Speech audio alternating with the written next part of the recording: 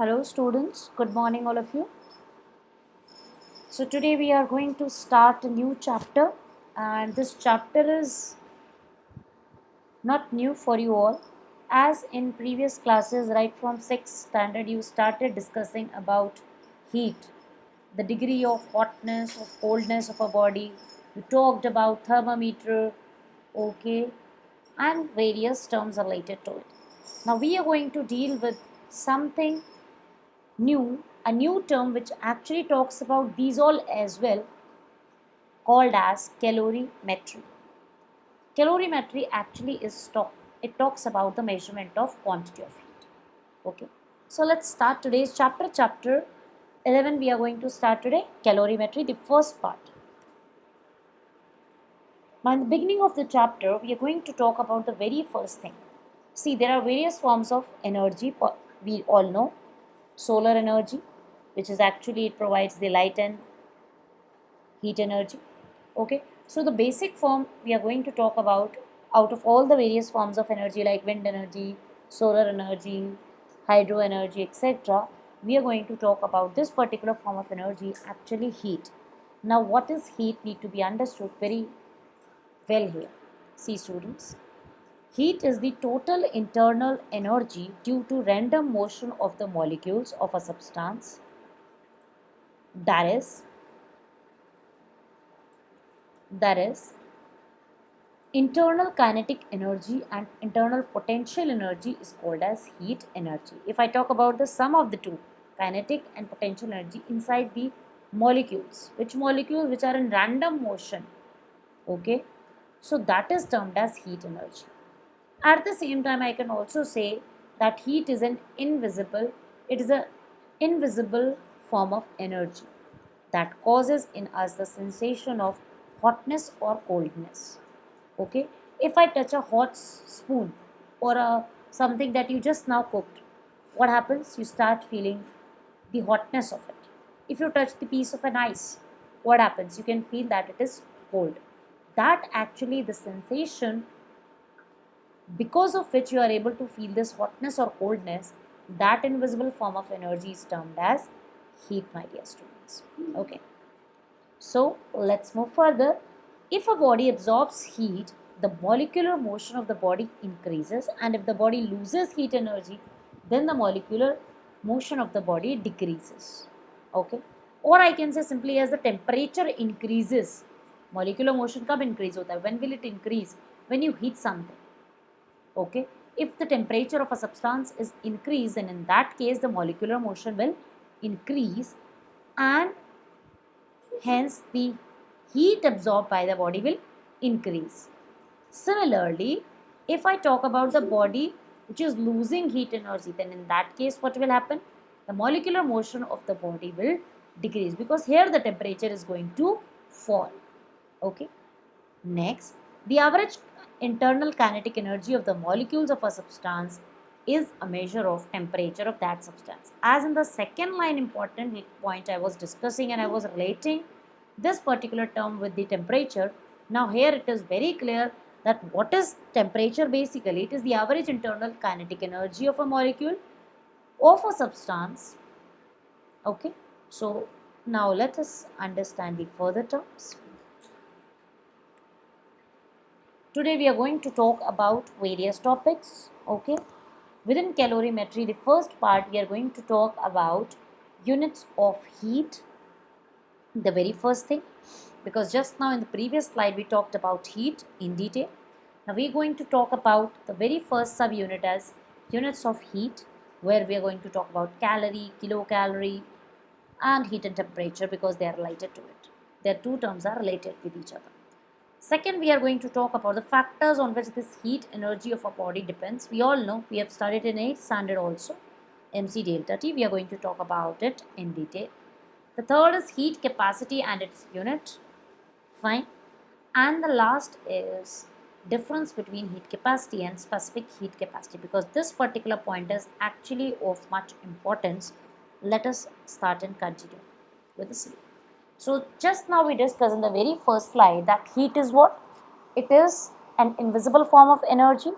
Okay, heat is the internal energy of a molecule constituting the body. I repeat, heat is the internal energy of molecules constituting the body. It flows from hot body to cold body when they are kept in contact.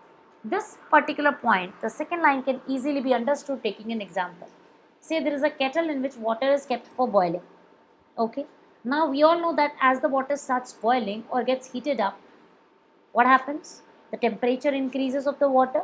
If you place a spoon inside it, okay, a normal spoon, one which is not hot, okay, after certain time, if you touch that if you touch that spoon, what happens? You feel that hotness, okay. That is because the heat energy from the water which was hot flowed to the cold body which was the spoon when they were kept in contact with each other. So that is an important point, that heat energy always flows from a body which is at higher temperature to a body at lower temperature, or I can say from a hot body to cold body. Now, what is calorimetry? The name of the chapter, we need to very clearly understand it. It is the measurement of quantity of heat. Okay, the quantity of heat is measured, and this measurement of quantity of heat is termed as calorimetry. At the same time, I can also explain you this thing, that there is a device. The way we use the degree of hotness of a body, right? We use when we have fever, what do we use? There is an instrument that we use. We use a thermometer, right? Nowadays we have digital and much more advanced thermometers. Fine. So similarly, the measurement of quantity of heat which we are talking about, students, which is termed as calorimetry, this can be done using an instrument called as calorimeter. So this particular needs to be understood, that this calorimetry, this measurement of heat quantity of heat of a substance, can be done using a device termed as calorimeter. That too we are going to discuss. Copper is the substance that we use. We'll talk about it. Now here we are with the next term related, temperature. At times we confuse the two terms, heat and temperature. Okay, wherever we have to use heat, we start using the term temperature. We get confused. Then what is the difference? That also need to be understood. But before that, let us talk about temperature. It is the average internal kinetic energy of the molecules of a substance. Okay, that is the measure of temperature of the substance. For two bodies in contact, heat flows from body at higher temperature to lower temperature.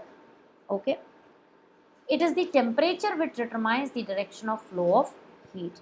We said that hot body, cold body. How will we get to know as long as we don't know which one is at higher temperature? The body which is at higher temperature, that is a hot body. So that is why we are saying it is temperature which determines the direction of flow of heat. Okay, because then only I can talk about if there are two types, two water kept. Okay, one is hot, the other is cold. I am able to say that because I know the temperature of the two. One is at 30 degrees Celsius, the other at 0 degrees Celsius water. So then what is it? Or 10 degrees Celsius. Of course, the one which is at lower temperature will be cold. It will actually make us feel cool, and the other one will appear hot to us. So now there is an important point which we need to understand here. What is that, students? 1 calorie is equal to 4.186 joule. This you have studied in your junior classes too. This relationship is important, and it is approximately equal to, it is not exactly equal to, it is approximately equal to 4. It is approximately equal to 4.2 joule. If I round it off, then this is what we get. It is the equivalent sign, you all can see very clearly. So there should not be any confusion. Okay, it is equivalent to.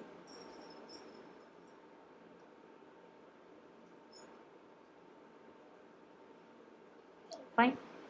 Let's move further. Now I'm going to talk about heat. We all know various forms of energy are possible. Kinetic energy we talk about potential energy. Okay, we talk about various other forms of energy. What is the SI unit of heat? It is joule. Joule was the scientist. Okay, and behind that we have named this unit heat. So that is why if symbol we use capital J, otherwise symbol inverse. This is how we write. There are other many more units. Okay, calorie, kilocalorie, on whatever eatable things that you purchase from the market. It is the calorie which is mentioned on that, calorie or kilocalorie that are mentioned. Okay, so that is what it is. It is the amount of heat that we are talking about. It is the amount of energy that it provides basically. Okay, a calorie is the heat energy required to raise the temperature of 1 gram of water through 1 degree Celsius. It is degree here, students, need not confuse at all. Okay, it is 1 degree Celsius. There should not be any confusion to any of the child.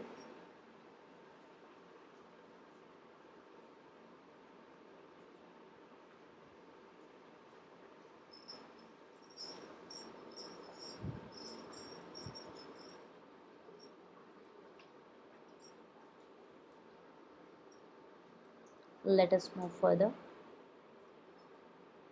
Now, as I said, here it is 1 degree Celsius.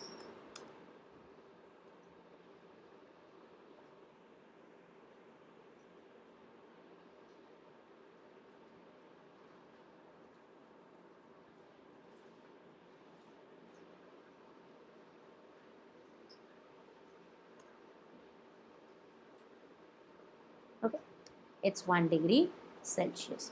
So let us move further now.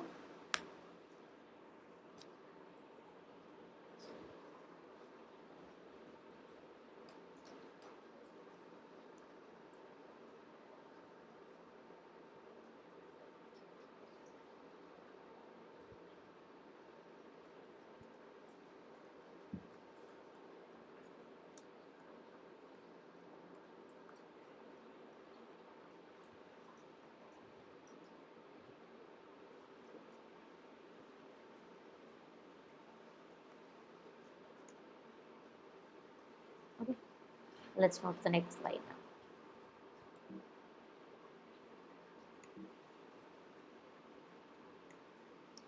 Now we're going to talk about units of heat. Just now we talked about the SI unit of heat is joule, which is used, which is capital J is the symbol for which we use. Then further it is calorie and kilocalorie, students. Okay, these two terms are again not new for you.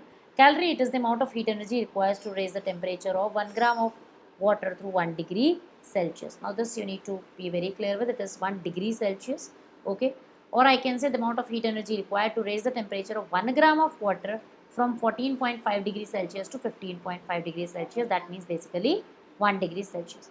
When I say calorie, then it is 1 gram of water. When I say kilocalorie, because we all know 1 kilo is equal to 1000.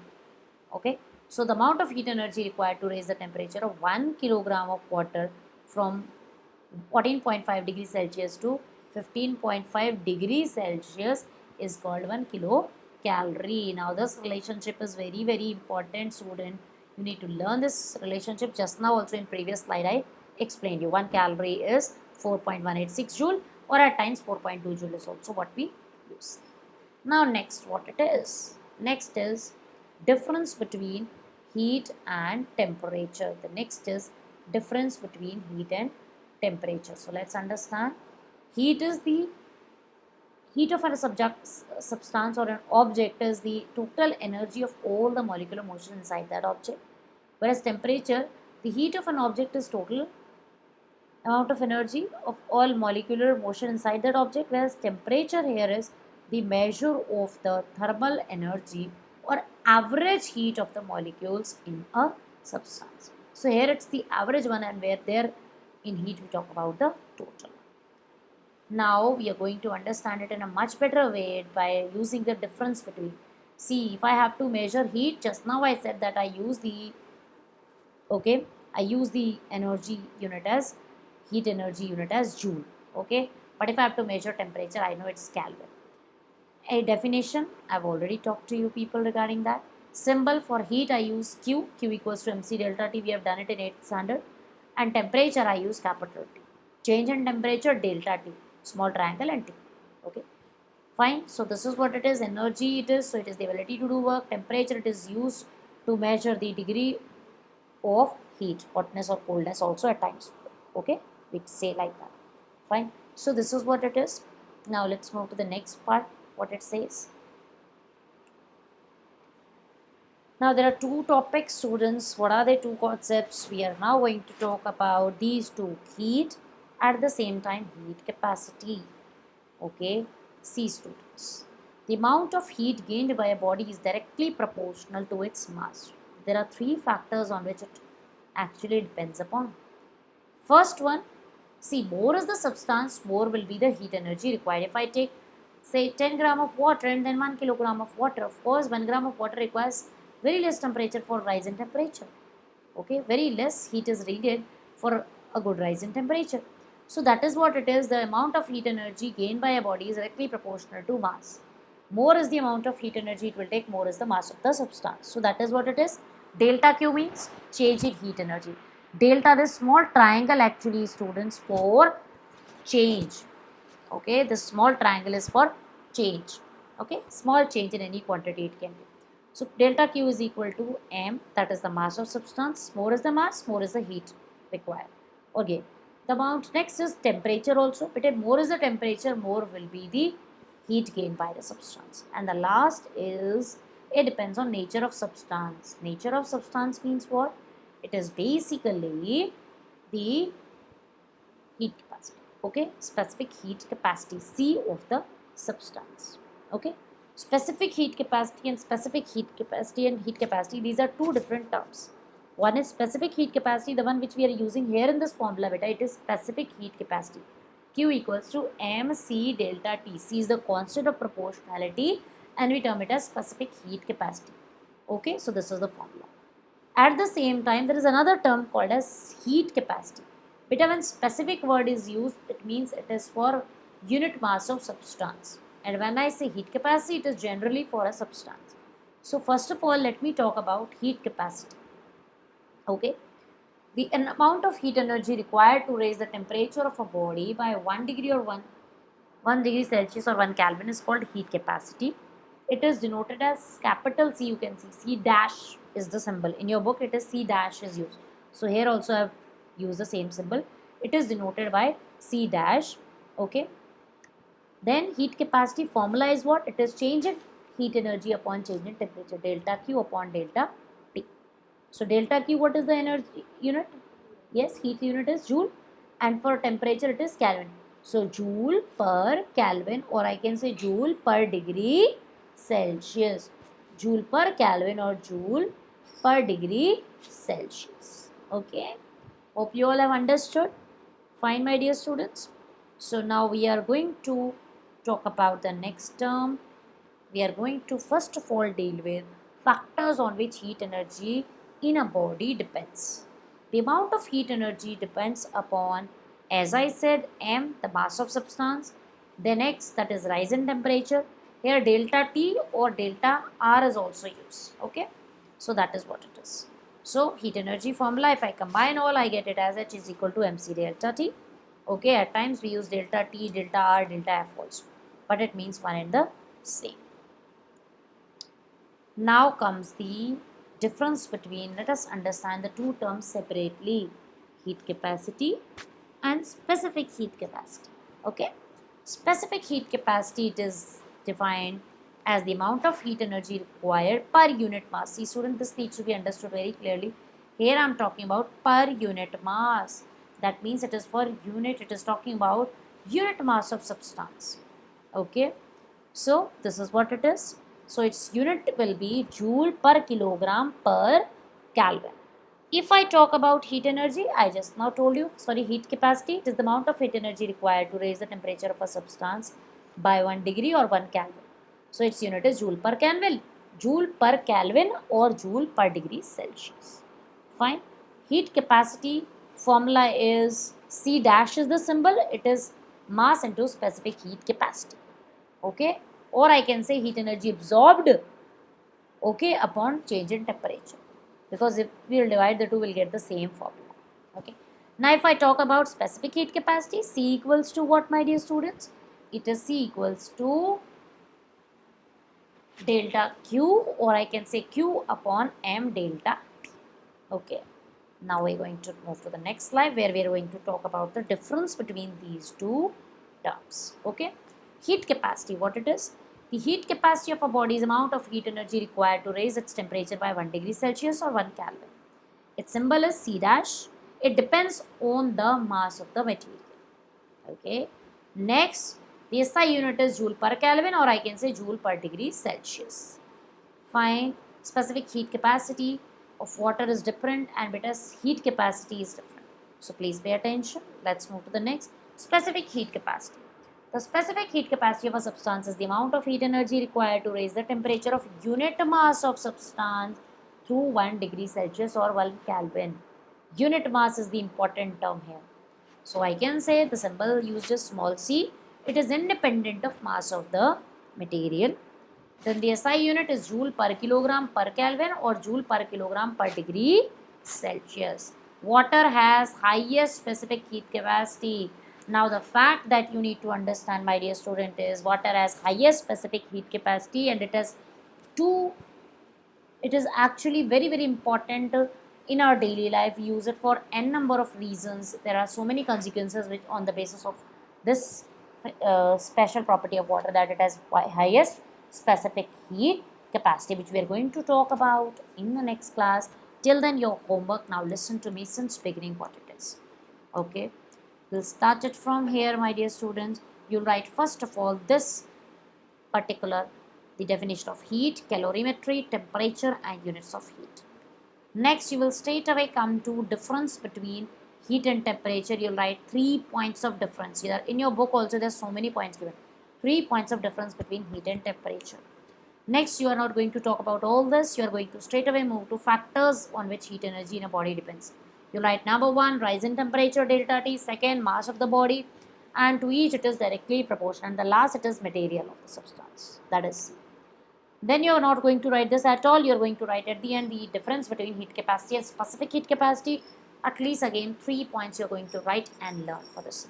This was all for today's class. Write and revise the notes as I told you from the PPT. Not all, as I told you from the PPT. Thank you, student. That was all for today's class. Write and revise all the notes. We will continue in the next class. God bless you.